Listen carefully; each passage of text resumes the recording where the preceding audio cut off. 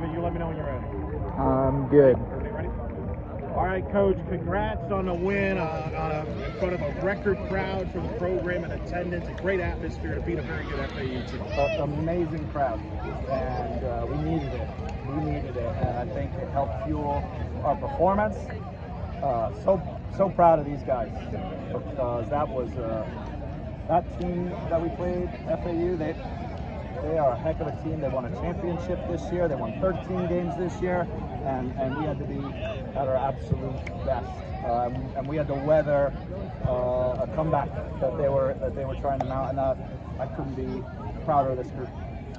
They came out strong early in the first few minutes. You took some punches. Yeah. Wanvi made a good save, but then you answered with Clarence with the goal. What did you see there early on? Yeah, I mean, I think probably everyone was a little bit nervy at the beginning, and it took us a little bit of time to get into the game and get our confidence. And they pretty quickly got into our area, and then you have to deal with set pieces and long throws and corner kicks, and that's always difficult. But once we got the goal, I feel like our confidence changed a bit, and we started to find the ability to keep the ball, to build up, to create chances, and every team we play is different, so sometimes how we do that, it'll change. And I think we had to find our way in that game, and we did, and had an excellent period, probably midway through the first half to a large part of the first part of that second half, where we were really, really able to move that ball forward and to create chances. So that was excellent from the group.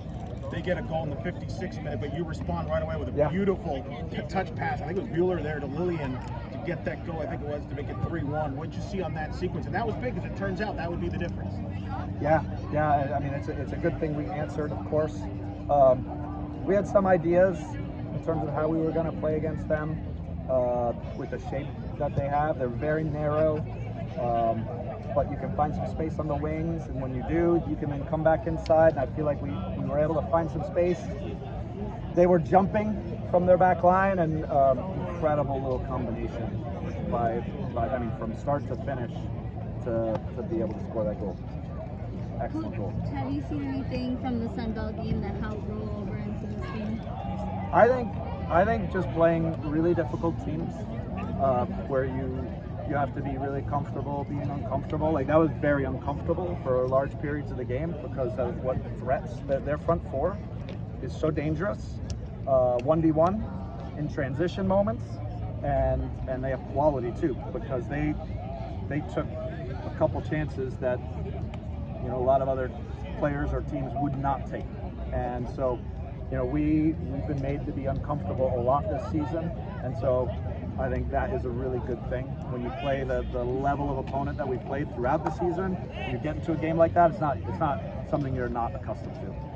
You talked about that earlier in the season, Coach, kind of scheduling those tougher games earlier in the season. Obviously, now looking back, how beneficial do you think those games were? Yeah, so when we were 2-5-1, I thought that was a really bad idea.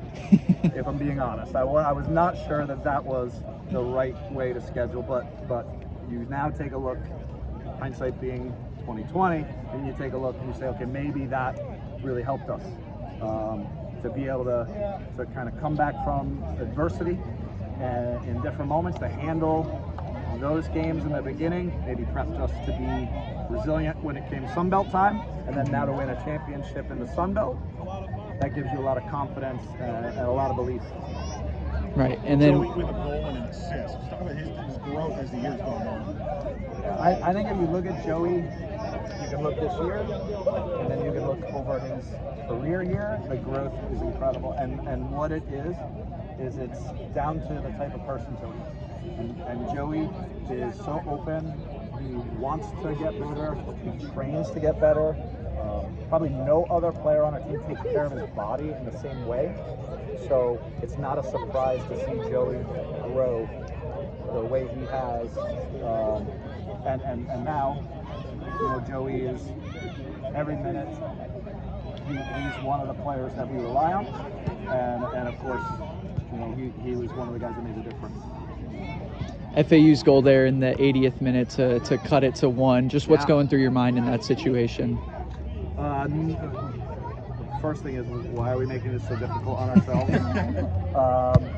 And that we have to defend really well in this last period, especially the wide players. I think it was the 18 who was creating a lot of problems 1v1, and the thing I'm thinking is, okay, what can we do to change that?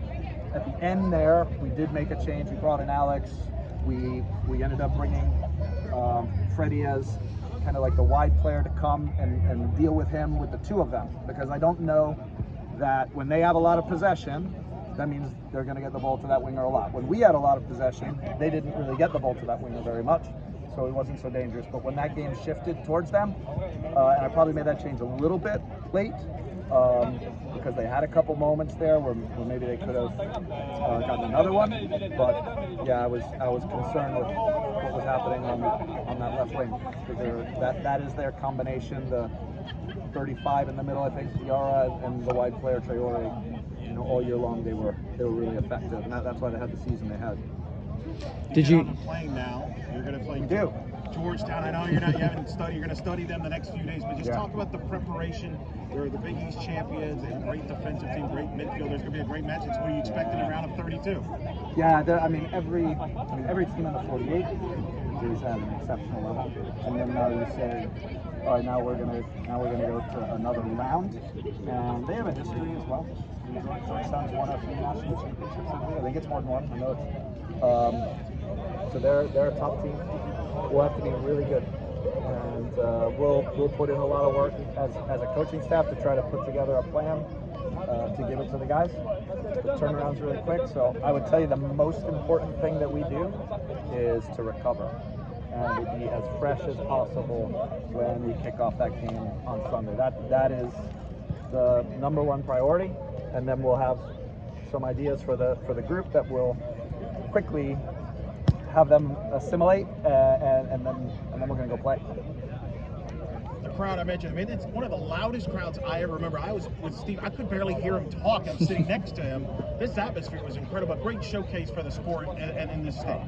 I'm so appreciative and grateful for that crowd and for everybody that came out and supported us, because that makes such a difference to these guys.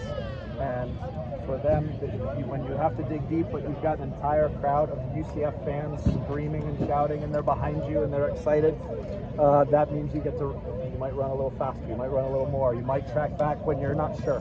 So that was incredible, and I'd love for us. I wish we had more games here moving forward, but we're going to go on the road. I'd love to create that atmosphere every time we come in. Despite the loud crowd, did you hear that shot ring off the post there in the final couple of minutes? Heard it, saw it through my fingers. Right. Yeah, such the margins, once you get to a certain level, are really small, and the margins of this game are, if it's this far more on the inside, that ball's in. We're still playing right now, maybe in overtime. So, it's really tough for them. We had a couple very near misses as well, and luckily we just put one more in than they did, and they're an excellent team, and that's why that game was so close. Congrats, Good. Thank you.